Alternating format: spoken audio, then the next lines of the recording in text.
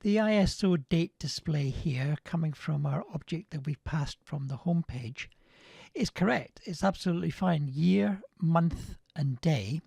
But it's not ideal for putting natural input into a form. We don't think that way. And I know that we think differently with dates in the UK than they do in the US, but even so, it's not a natural thing. So what we can do is we can change this to be more natural by using a built-in control that Ionic provides us with. But before we go there, I want to just make you think about something. If I change this data to 2 instead of 4.1, it's 4.2. If we go back, what do you think the original data will say?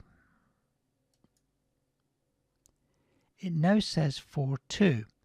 Now that might be a surprise because we haven't changed anything other than a text item in a text box or an input field. But what's happening here is that this item in memory, that's the inquiry, is the same item in memory that we're using in this form. So if we change something here, in the reference back to the item in memory, it is also changed. When we reload it, it will go back to its original thing that we've created in the original data that we've created here, but in the form, it's referring to the same object in memory which we had changed in the edit form. So that's just a side issue. So let's move on and we'll look at what we can do with this date. What we're going to do now is go back. We've gone back to UI docs. Here are the Ionic docs for the UI components. If I click that one, and you'll see that I've got a DateTime component. We're going to use this DateTime component to change the input type that's done on the interface from the normal text box, the text field that we would enter in this unnatural ISO fashion, into this DateTime control. Now you'll see that it's similar to the DateTime component that you can use as the local one, but this one is simple enough to implement and really effective when you do.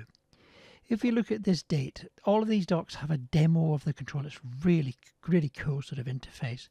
So if I do that, you'll now see that I get the sort of thing that you do when you have finger scroll on a mobile device. This is the sort of control that we're going to implement, and it's really easy to do.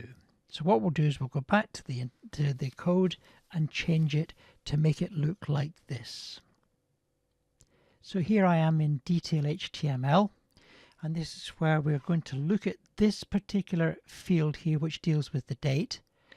Currently it's set to an ion input, and it's really easy to do this. We change that to date time. You've also got to change the closing tag, of course.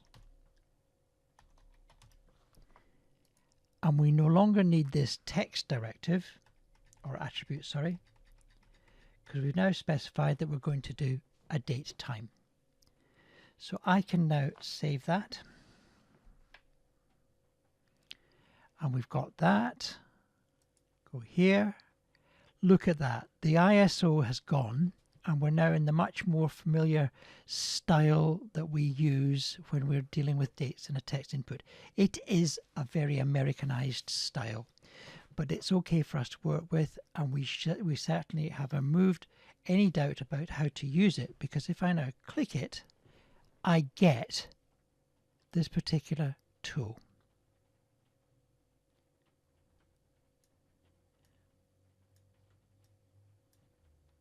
Done. And that's as easy as that. Isn't it clever? It's really good. Now what we're going to do next, we're going to change the numeric inputs to make sure that that's more user friendly, and that's once again a really easy thing for us to do.